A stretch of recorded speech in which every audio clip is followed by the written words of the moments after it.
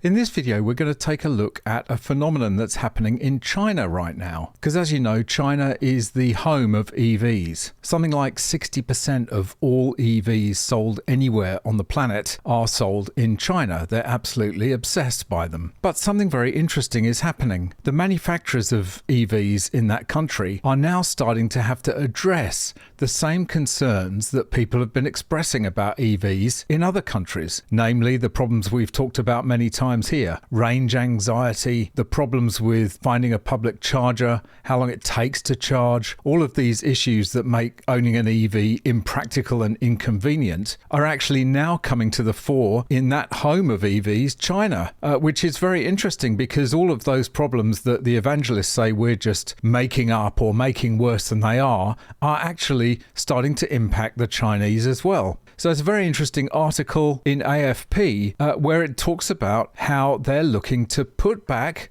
guess what? Yes, a petrol engine into their EVs. So the headline reads, Chinese companies extend electric vehicle range with petrol generators. You've probably seen that photo of a Tesla with a petrol generator kind of strapped to the back with bungee cords.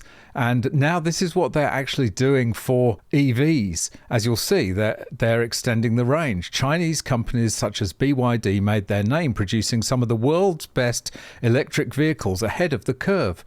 But they have turned to an old school solution to extend the range of some of their newest models, the petrol generator. At the huge industry show Auto Shanghai this week, BYD's luxury Yangwang U8 SUV and other electric models such as Chery's Exceed ET promised an unusually long range of more than 1,000 kilometers, 620 miles. The secret is a small petrol generator known as a range extender, which is connected to the car's batteries and feeds them only when needed. Because the range extender is not connected to the wheels, the vehicles known as EREVs always run in 100% electric mode, even though they consume petrol and emit toxic gases. The technology grew faster in China last year than any other type of powertrain, the system that propels a vehicle forward. More than 1 million EREVs were sold, representing a total market share of 6%,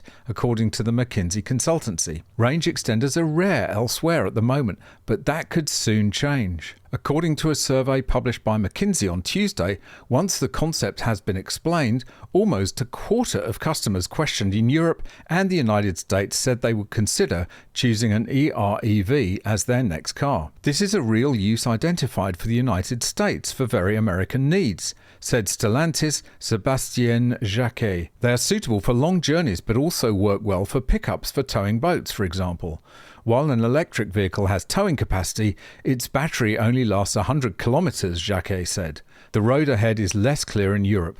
Unlike in the United States, there is a planned transition to a 100% electric car market, warned Alexandra Marion of Alex Partners, the cut-off point of 2035. Some, notably Germany, want exceptions for non-electric but less polluting motors. So what this idea does is that it takes that hilarious photo of a generator strapped to the back of a Tesla and actually builds it into the car, which is kind of not a bad idea in a way, because you can just run that petrol engine to charge the battery when required. But why bother? Wouldn't it be better just to have a regular hybrid vehicle? Because at least then you've got the engine driving the wheels directly, as well as the electric motor driving the wheels. Whereas in this case, there's going to be a lot of energy loss in burning the fuel to drive the petrol engine, which then drives a generator, which then charges the battery, which then has to power the motors. Every step in that chain will have losses involved. So you'd be more efficient just to burn the petrol in the